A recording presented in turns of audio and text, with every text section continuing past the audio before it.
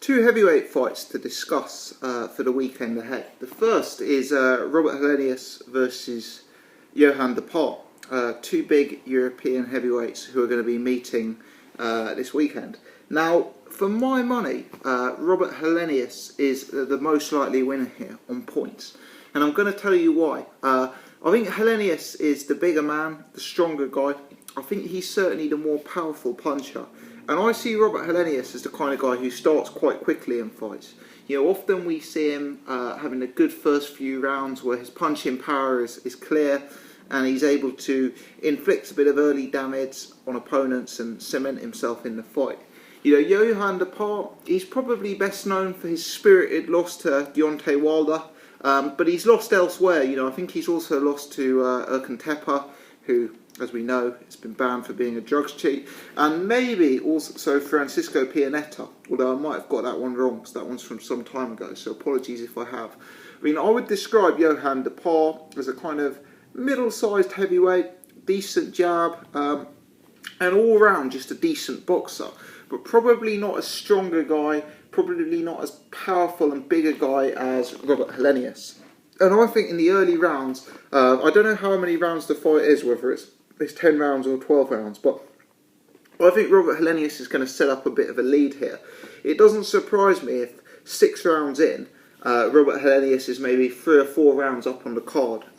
Just because I think early on he's going to be setting the pace, he's going to be pushing the accent, and he's going to be the heavy-handed, more eye-catching fighter. Now, Johann de Paar, I expect to come into the fight in the second half. Because de Paar is the kind of guy who's got enough punch resistance to withstand the early Helenius onslaught. And when he does start to withstand that, and when he gets into the second half of the fight, I think the action that he brings to the ring could start to cause Robert Helenius some problems. Helenius, for me, is a guy who lags towards the middle to late rounds in fights. He goes from a guy forcing the pace to a guy who's simply following an opponent round, throwing the lazy jab, and I think towards the end of a fight, he's half the fighter he is at the start of a fight. For me, his punches lack a certain snap and a certain power that they tend to do at the start of a fight. And I think if he gets anywhere at all sloppy in this fight, Johann de Paar could start to nick rounds. You know, again, Helenius seems to have a good chin. De Paar isn't the biggest puncher in the world. You know, I doubt we're going to see Johann de Paar stopping Helenius, and Helenius will maintain range and maintain distance. But the thing with Robert Helenius is he's a very, very big guy. He's not only, you know, a very tall guy, he's a very, very heavy guy. I expect to see him 18 and a half stone in this fight.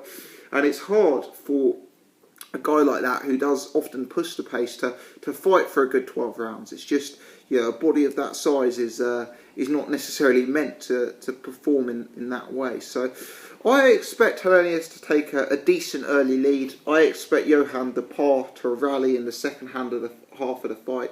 You know, de Paar has got decent skills, some decent boxing techniques, some decent footwork, and yeah, I wouldn't be surprised if he makes Helenius look bad at spells in the fight, specifically as we get later on. But all in all, I think that Robert Helenius is going to prove the victor and get the win.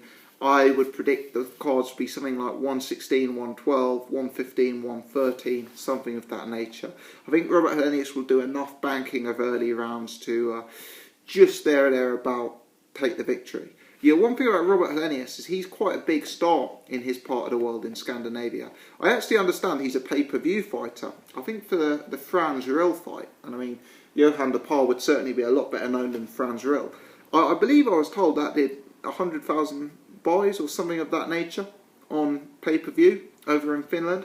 He also sells a lot of tickets out there. So, yeah, Robert Helenius, whilst he may not be the best known heavyweight in this part of the world, got to be fair and say that he's got a big following in his own part of the world, and whilst the market over there is considerably smaller than the UK or the US, you know, nevertheless there's going to be a lot of people with financial interest in him winning, and you know, he's going to have a big support and a big home crowd. So it's going to be difficult for de Paar to go and take it away from Robert Helenius. You know, Helenius is a decent enough fighter, big, powerful, and I just think that Johann de Paar, whilst his style may give Helenius some problems, I just think he's one notch below the kind of guy who's going to beat Robert Helenius. I just don't think he's got quite enough at this stage to go out and upset Robert. So my perspective is a points win here for Robert Helenius in a sort of clear but close fashion. Let's talk about another fight. Thomas Adamek versus Eric Molina. Two guys who I don't have great interest in their heavyweight careers at this stage. You know, Thomas Adamek, he's a guy who I certainly wanted to see hang them up. You know, he's been there or thereabouts in the context of the heavyweight division for an exceptionally long time. But for me, at this stage, I've got very limited interest in his career. You know, he's always been too small at heavyweight for my liking, and he's getting older. He's probably not got the sort of style at heavyweight that is going to age particularly well as he moves towards his 40s. Eric Molina, again, another guy like Johan Duhaupas, who's possibly become famous from getting a slightly surprising world title shot of Deontay Wilder, when most people were not considering him the type of fighter you'd offer a world title shot to. And again, Eric Molina performed better than expectations in that Deontay Wilder fight. You know, he caught Deontay with a few punches. He rocked Deontay Wilder once or twice, and you know, maybe he did, as I say, maybe better than expected is a good way of describing that particular fight. I'm not sure. You know, for me, this fight very much depends on what Thomas Adamek has left. You know, Adamek at his best would see off an opponent like Eric Molina very, very easily. And whilst Thomas Adamek, I don't believe to be at his best at this stage of his career, I still think he's probably going to have enough to beat Eric Molina. Adamek, you would say, is a far smarter boxer of the two.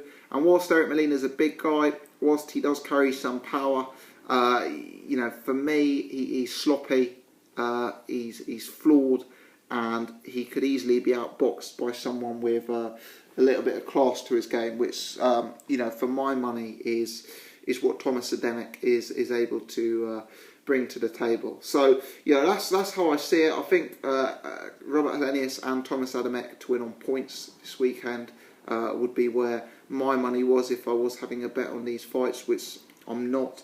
You know, in terms of the heavyweights to follow off the back of this, I must say the Molina versus Thomas Adamek fight has very limited interest for myself. I don't see either guy necessarily moving in the direction of world title level. The Helenius Duhaupas fight is more interesting, specifically if Robert Helenius wins. Helenius is a guy who at the start of his career had, you know, huge momentum. People were talking about him as a ranked fighter and a guy with the potential to you know, to go places in the heavyweight division. We've seen a severe lack of momentum in his career. We've seen him, you know, really struggle to get consistent fights under his belt. I know he's had problems outside the ring, promotionally, legally, and potentially also with his health as well. So, you know, now coming back, slightly older, slightly more mature, let's see if he can string some victories together. And I wouldn't be surprised to see Robert Helenius in some sort of big fight to come, you know, in the next year, 18 months or so, if he was to prove victorious in this fight. So I guess out of the four heavyweights we're talking about here, Robert Helenius is probably the one who brings the most intrigue and excitement in his career. You know, he has certain elements to his game that make me believe that he could cause heavyweights problems out there. I just do question whether fundamentally he's got enough class to his boxing to make it all the way. I just believe he'd be too easy to outbox by a really class heavyweight performer. So that's my thoughts on the heavyweight fights this weekend.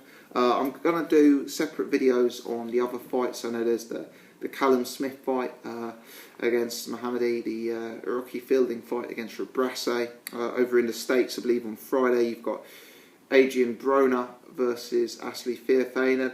There's a few other bits of boxing going on. So it's a relatively busy week of boxing, you know, even though there's not a sort of a superstar fight or something of that nature. Nevertheless, there's some big action to monitor and to discuss. So yeah, I'm looking forward to it. As I say, the Helenius Duhaupas fight I'll probably watch. The Adamek Molina fight, I'll have one eye on it, but for me it's not one that has a huge amount of intrigue. But I'm keen to hear your thoughts, guys. Let me know who's going to win these two fights. What's going to be the method of victory? Are you expecting an upset in either fight? You know, how interested are you in the ongoing career of Robert Helenius? Many thanks for watching. If you've enjoyed this, please hit the thumbs up button. I'd appreciate that.